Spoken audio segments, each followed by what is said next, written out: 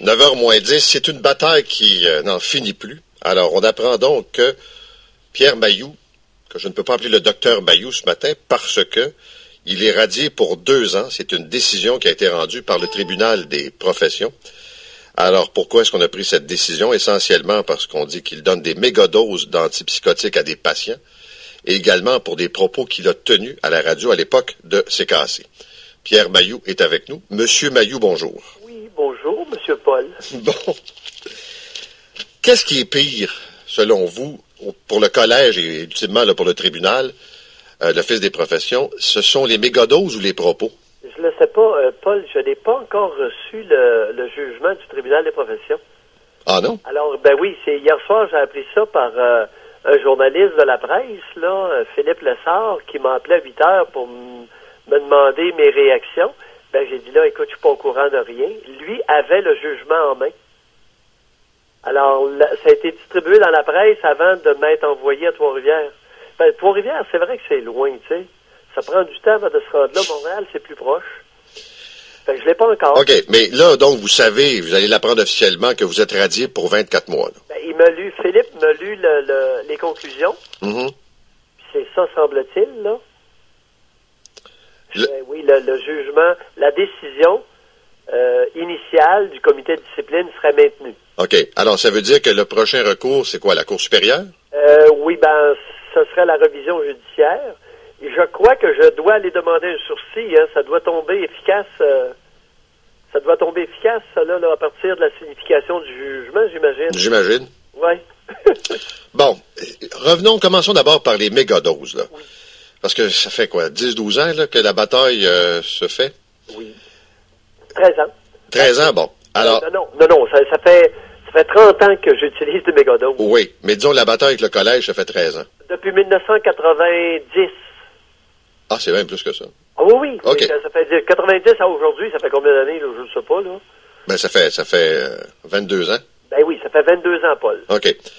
Donc, ça veut dire que vous avez des patients et vous leur donnez une mégadose d'antipsychotiques. C'est quoi, ça, une mégadose par rapport à la dose, disons, habituelle? Ben, c'est 4 à 6 fois la dose habituelle.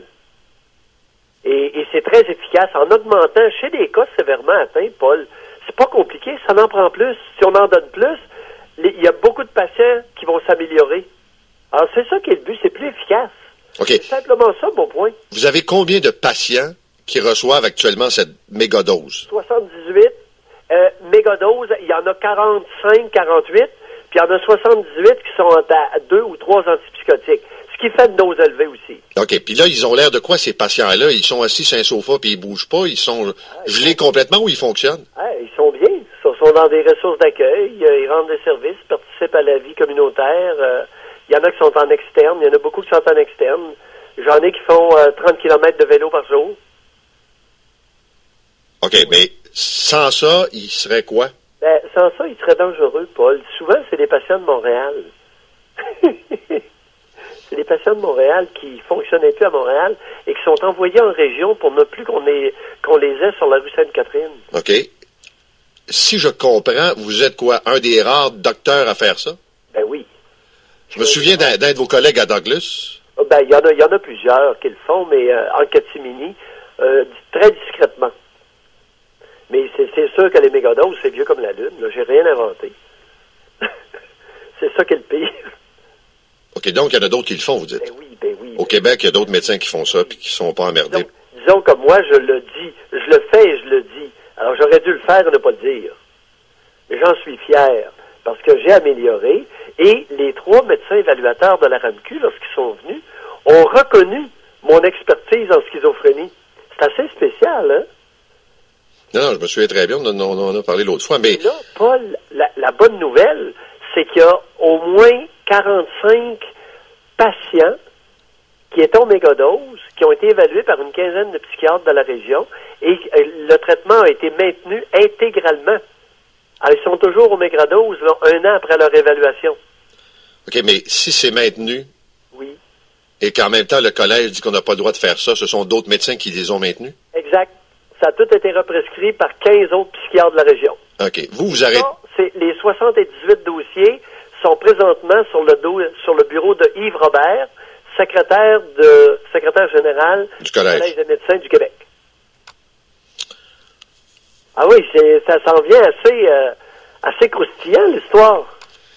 Mais moi, je sais pas, là, mais c'est pas d'hier, là, mais j'ai certains problèmes avec les ordres professionnels.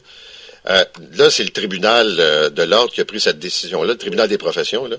Mais je me souviens d'un cas dont on a parlé ici il n'y a pas longtemps, un dentiste qui a été radié parce qu'il a charcuté des patients. Oui. Il décide de devenir podiatre. L'ordre des podiatres ne veut pas le prendre, mais le tribunal le prend. Il n'est pas assez bon pour être dentiste, il est dangereux, mais on le laisse pratiquer comme podiatre. Oui. Vous trouvez pas ça un peu... Bon, je ne sais pas, je ne suis pas au courant de ce dossier-là, mais moi, je peux t'assurer que aucun de mes patients, il n'y a jamais eu de décès, il n'y a jamais eu de lésion causée à aucun de mes patients en 34 ans, aucun préjudice et même aucune plainte. Fait que c'est assez rock'n'roll. Puis non seulement, puis en plus, depuis un an, mes traitements sont prescrits par les médecins généralistes, fort heureusement, et les médecins psychiatres qui ont vu mes patients. Mais en bout de ligne, là, je suis heureux de ça. Ben, ça va bien pour mes patients. Je comprends qu'il y a le docteur Mailloux, enfin, le citoyen Mailloux qui tient des propos à la radio, qui en tenait à l'époque, le docteur qui est prescrit. C'est sûr que c'est l'ensemble qui est dans la mire du collège. Mais ça, on se l'est dit même publiquement, pas en privé. Pierre, pour parler de schizophrénie, pour les diagnostics, pour les traitements, vous avez une expertise incroyable. Mais maudit, vous pouvez dire des niaiseries parfois quand vous prenez le micro. Oui. Qu'est-ce que tu veux, Paul? C'est le paradoxe. D'ailleurs, Paul, dans 3 semaines environ, 3 semaines, 1 mois ou plus tard, tu devrais entendre parler beaucoup du paradoxe. Comment ça? Je te l'annonce. Pour quelle raison?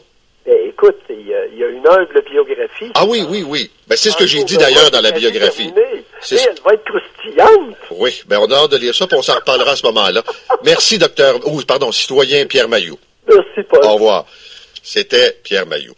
8h57.